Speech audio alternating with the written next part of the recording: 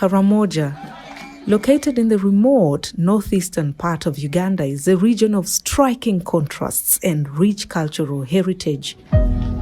Despite its long history of marginalization and periods of conflict, Karamoja today is a place of resilience and transformation, except there's an expanding child trafficking crisis.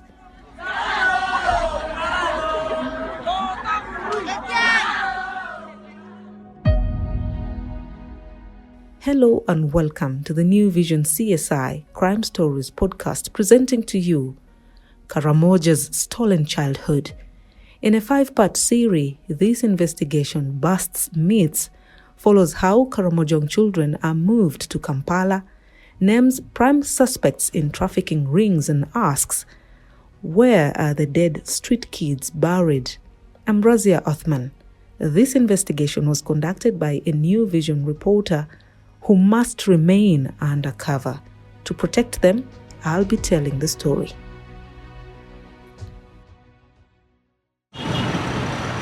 Giving money to the street beggars is said to be perpetuating a cycle of poverty and also creating a strong incentive for children. But when you open your car window, then you give out a coin to someone. That person is supposed to be in school. Poverty, food insecurity, limited access to education, and the disruption of traditional livelihoods are some of the many reasons that have made children from Karamoja vulnerable to exploiters who coerce them into forced begging and domestic servitude. Nevertheless, there is growing awareness and active efforts from local communities, authorities, and non-government organizations to combat child trafficking in Karamoja. Our undercover journalists spent 75 days in Karamoja and put together the nerve-wracking details of the cartel profiteering from children used as street beggars. On the busy streets of Kampala, you may see children moving between cars or sitting along the pavements, their small frames made thinner by long days without meals.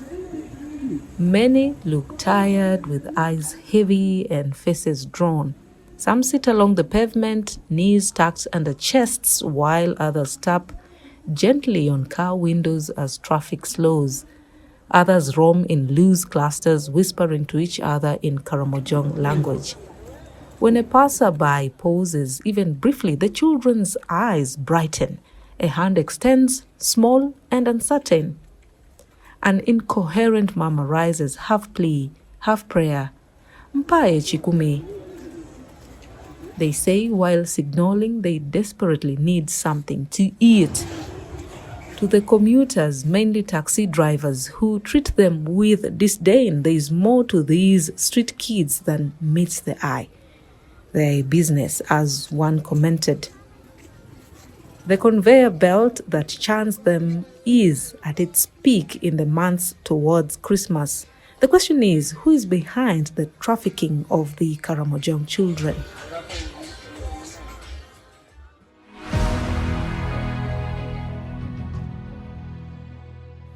Trafficking of Karamojong children, especially to the streets of the capital city, Kampala, where they are used as beggars, can be traced to the early 2000s. Then, children would travel from Karamoja, make stopovers in Busia and Jinja before proceeding to Kampala. Then, many people used to pity the haggard-looking and would empty their wallets in empathy. No one thought this was a well-orchestrated plan, with seasoned masterminds minting money using these innocent souls as beggars.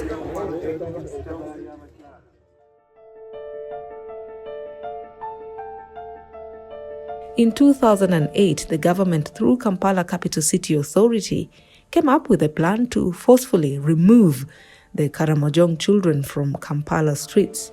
They were at first taken to Kampiringisa Juvenile Detention Facility in the Mpigi district for rehabilitation.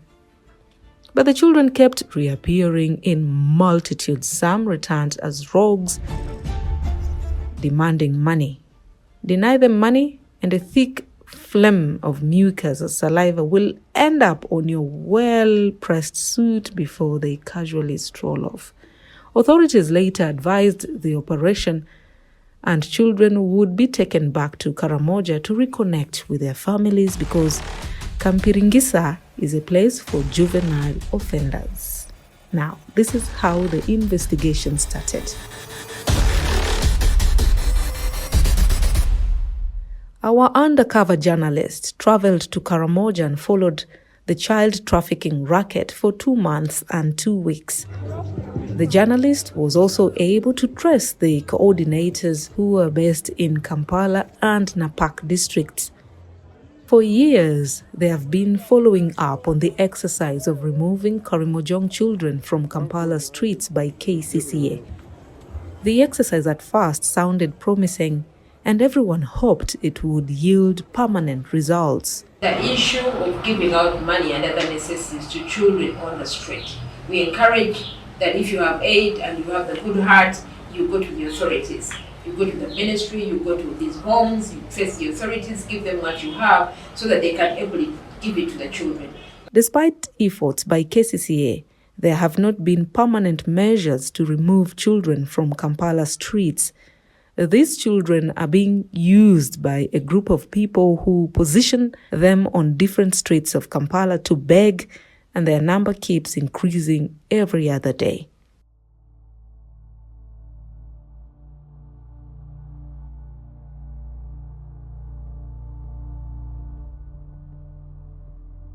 According to a report released on the World Day Against Child Labour in June 2025, the International Labour Organization and UNICEF noted that around 87 million children in sub-Saharan Africa were engaged in child labour in 2024.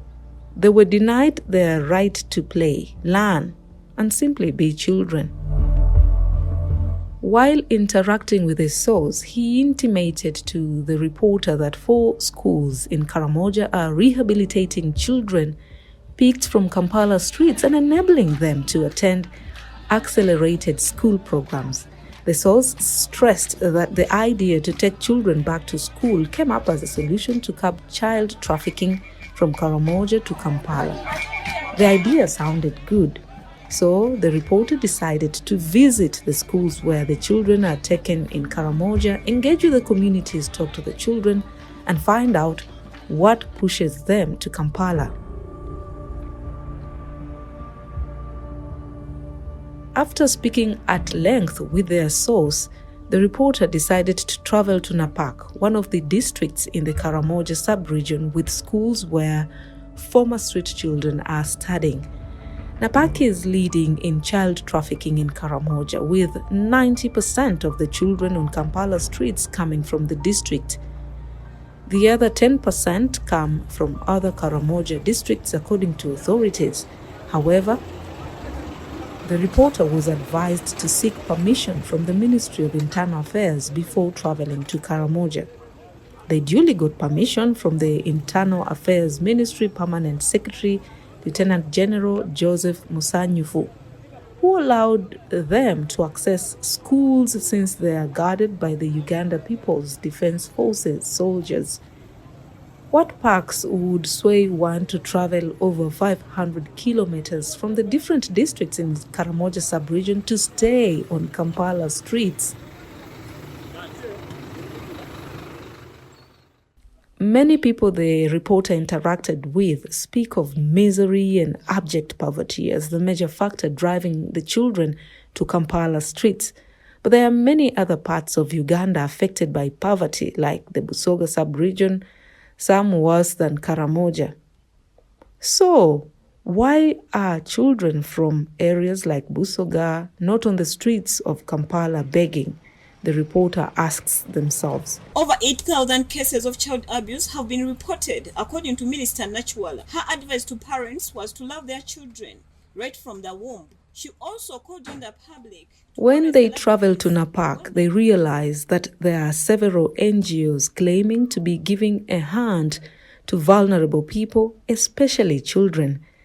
Besides, the government, through the office of the Prime Minister, also has programs in Karamoja, and there is a whole ministry for Karamoja affairs that has been running for decades, but still, efforts to get children off Kampala streets have failed.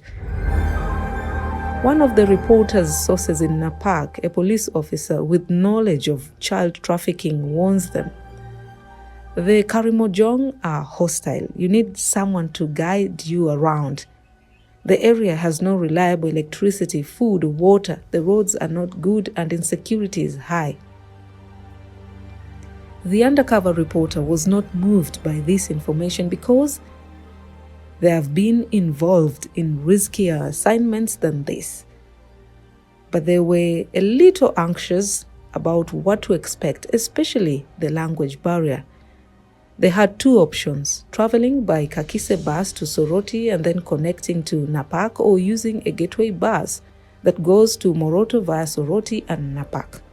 This sounded easy, though it was their first time traveling to Karamoja. By 6:30 a.m. on May 13th, 2025, they were already in the Namayiba bus terminal in Kampala, ready to take off. They left Kampala with a morning Kakise bus at 7 a.m., which dropped them in Soroti town. They were charged 30,000 shillings from Kampala to Soroti. They would then connect to Matanyi town in Napak by taxi. While on the bus, they were observing other passengers. A lot was on their mind. Will they find the children? What would be their escape route if things went wrong? Will they get a story? How about the language? How will they interact with the Karamojong? How will they be moving in villages? All these questions were lingering in their mind. They took a deep breath and told themselves, "I will do it." In the bus, they sat next to a young boy aged about 10 who was going on holiday in Soroti. They enjoyed the 9 hours from Kampala to Soroti.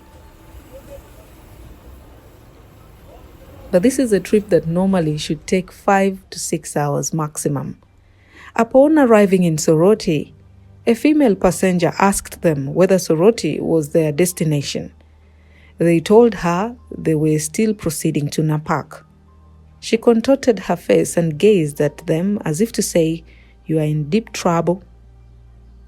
They muttered to themselves, "I'm ready." She described Napak as a deadly district with insecurity. She asked whether they were a journalist, a security officer, or working with an NGO. The reporter told her they were just a researcher. "You have many more hours to get there. You are likely to arrive at 11 p.m., she said. As they were still looking around for the next taxi to take them to Napak, another male passenger offered to direct them. He was their knight in shining armor. He also helped to carry their hand luggage to the park. It was getting late. He advised them to do some shopping at the supermarket since they were likely to arrive late in Matanyi, which they did. But they failed to get a taxi. The only available transport means were open trucks and private salon cars. They opted to board a salon car, a Toyota Noah. It took 3 hours to get full, and they set off for Napak at 7 p.m. In the salon car, they were told to sit on the car console with legs spread apart, one on the driver's side and another on the co-driver's side. Thankfully, it was an automatic transmission. For close to 4 hours that their journey took, they sat in this uncomfortable position. Along the way, passengers would be picked up while others would disembark in the dark, open places by the roadside. Conversations in the car were hushed, short, and cautious. They were scared. Their heart was an out-of-control pendulum,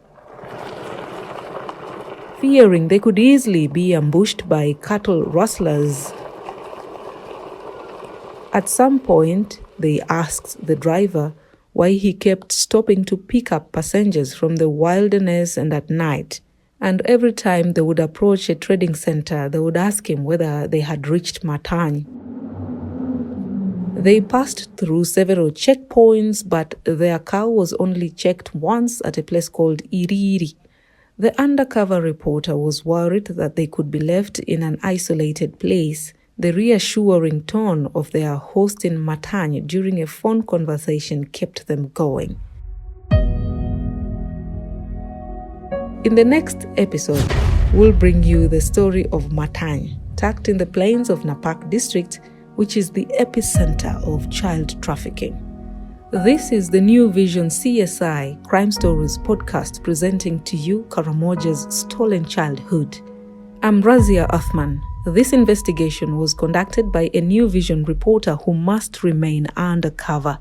To protect them, I'm telling their story. The New Vision podcast.